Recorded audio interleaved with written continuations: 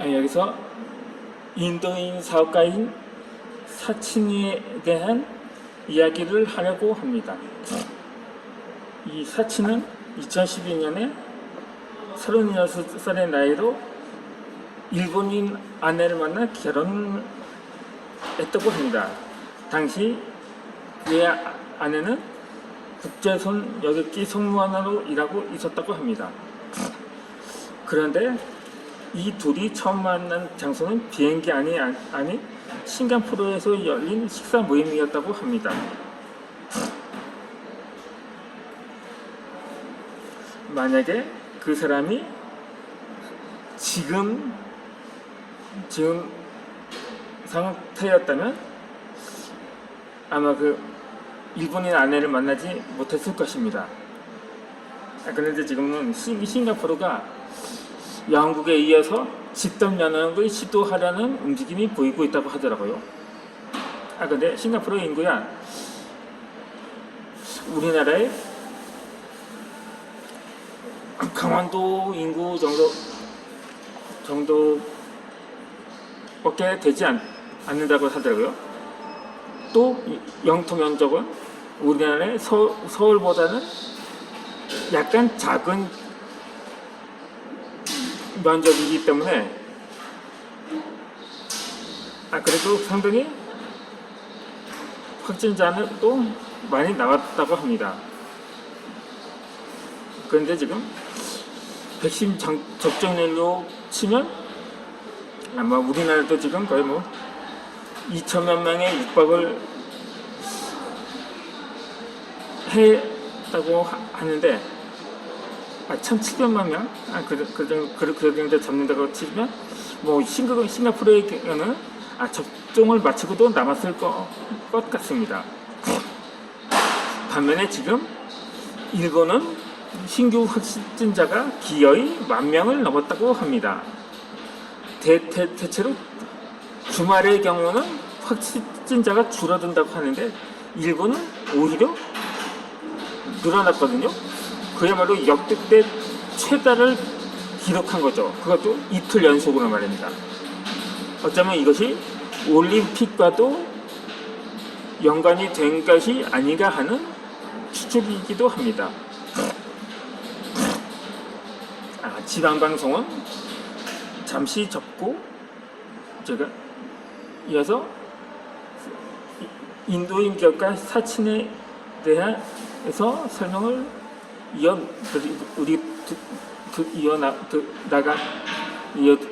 나가도록 하겠습니다. 근데 2012년이니까 별다른 전염병이라든지 팬데믹이 없었을 때죠. 물론 당시 유럽발 재정 위기가 있었긴 합니다만 그것도 상관은 없었던 걸로 보입니다. 그렇게 이 사친은 당시 컨설팅을 담당하고 있던 기업에 일이 있어서 출국을 했다고 합니다. 그때 그의 아내는 여행차 싱가포르에 있었는데 서로가 우연히 그 모임에 있었기 때문에 인연이 된 거죠.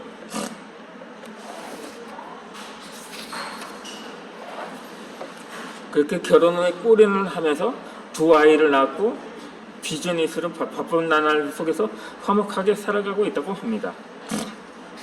그렇다면 결혼을 하고 난 후 그 사친이라는 사람에 대해서 생활은 어떻게 바뀌었을까요?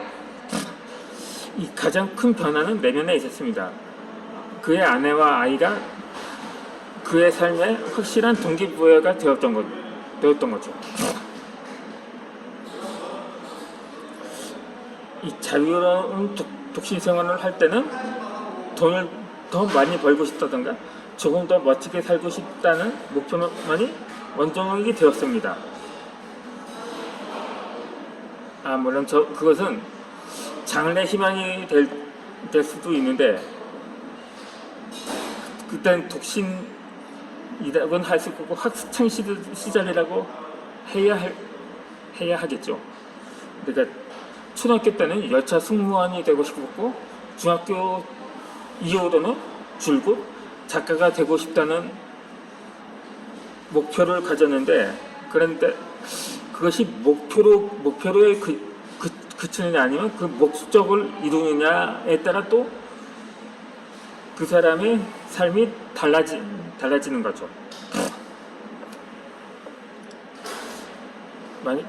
마찬가지로 결혼한 이후에는 아내를 더욱 기쁘게 해주고 싶다든가 아이들에게 좋은 환경을 만들고 싶다는 것이 그 사람의 가족을 위한 바람이 되기도 하는 것처럼 말입니다. 여기서 중요한 것은 내가 혼자가 아니라는 사실을 의식해야 한다는 것입니다.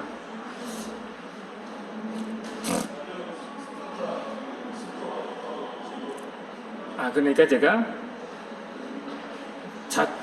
작가가 꿈을 이루게 된 계기도 누군가의 청탁이 있었던 것처럼 그분이 바로 제가 지갑 훈련을, 그러니까 제가 이전 영상에서도 언급한 것처럼 제가 신학교 선배 목사님이 계셨는데, 물론 교회는 따로 출석하고 있는데, 목사님께서는 청빙을 되어 따로 교회를 세우셨고, 세웠다기보다는 그 청빙이 되셨으니까 그 교회로 부임을 했다고 하는 게 그것이 더 맞겠죠. 그이라도 가끔은 찾아뵈었거든요. 그러니까 제가 처음 책을 출간하기 전에 한번 뵙고, 제 지갑 훈련을 받았을 때, 그리고 또 책을 출간한 후에 또 찾아뵌 적이 있었는데, 그 후로는 계속 꾸준히 작가로서 올인을 하게 되었던 거죠. 물론 의는 처음으로 출판 계약을 하고 낸 책이 아니라 자가 출판으로 책을 한 서너 권 정도로 추가로 출간을 한 적이 있었지만요. 그렇게 해서 누군가를 위해 최선을 다해야 한다는 마음을 갖는데 가족의 존재가 힘이 됩니다. 물론 지인 외에도 가족들의 보탬이나 후원이 있다면 더욱 좋겠죠. 비록 경제적으로 여력은 안 되지만 그나마 그것이 또 물량으로만 후원을 하는 것만도 아닌 거죠. 난 반드시 해낸다, 할 수 있다는 긍정적인 메시지를 주는 것도 한편으로 어쩌면 물심양면으로 물량으로 지원하는 것보다는 더 효과가 클 수도 있을 테니까요.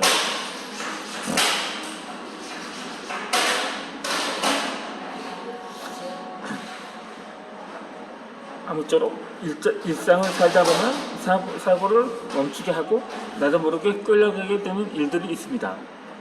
아무리 강력한 의지를 갖고 있다 해도 인간이라면 누구나 그렇게 될 때가 있습니다. 그렇게 자신을 지키고 올바른 방향으로 이끌어주는 것이 바로 가족의 존재인 거죠.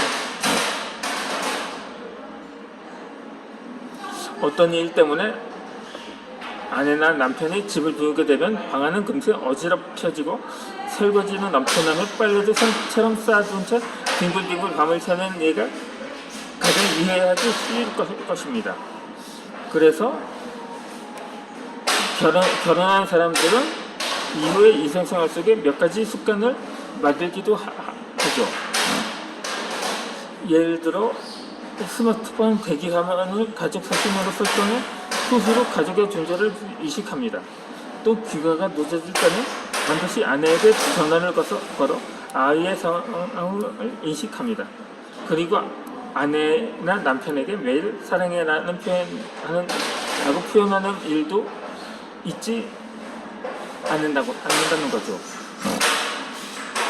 제 부모님 경우는 조카들을 스마트폰의 메인 화면으로 설정을 놓았는데 아직 저보다는 동생이 먼저 결혼을 해서 나에게는 조카가 되니까요.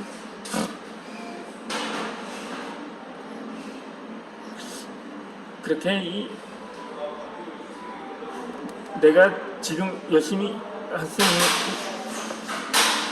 일을 열심히 할 수 있는 것도 모두 가족 덕분입니다. 가족들에게 더 많은 에너지를 받아 더욱 높은 목표를 향해 최선을 다하고 있는 거죠.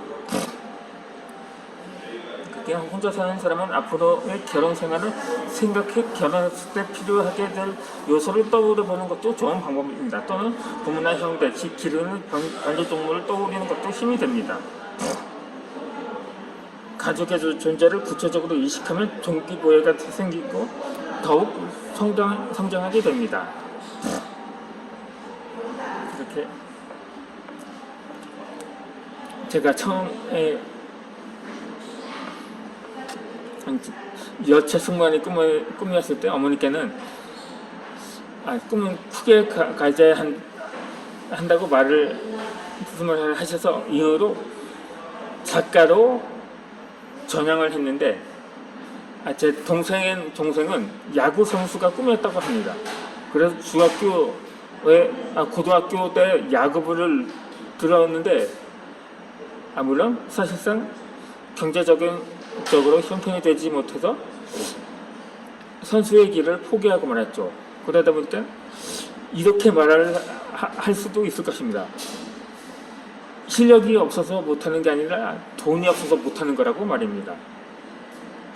제가 책 쓰기 온라인 카페에서 가입을 해서 수강 신청을 했는데 도무지 비용 문제가 먹혔더라고요. 그래서 게시판에서 이런 한 댓글을 봤거든요.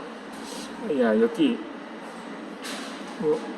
무언가 의미 있는 일에는 그만한 투자가 있어야 한다고 하면서 실력은 있는데 그 실력을 발휘할 만한 그 여건을 마련하지 못해 더 안타깝다는 댓글을 보았거든요. 그래서 하는 수 없이 저는 독학으로나마 원고를 집필해서 출판사에 보내곤 했습니다. 하지만 그때마다 거절받기 일쑤였죠. 그래서 하는 수 없이 자가 출판을 통해서 책을 발행을 했는데 역시 자가 출판인지라서 그런지 그렇게 책으로의 가치는 그렇게 크진 않았더라고요. 그러다 보니까는 그래도 우선적으로는 인식을 가져보기로 했거든요. 매사에 긍정적으로 하면서 책을 홍보를 하기 시작을 했습니다. 그러다 보니까는 이 유튜브와도 인연이 닿았고, 그래서 그 전에 페이스북도 했는데 그렇게 해서 여러 방면으로 이렇게 홍보 활동을 해가고 있고 지금에 이르고 있는 거죠. 그럼 저는 이어서 동기부여의 강의를 계속 해드리고자 합니다.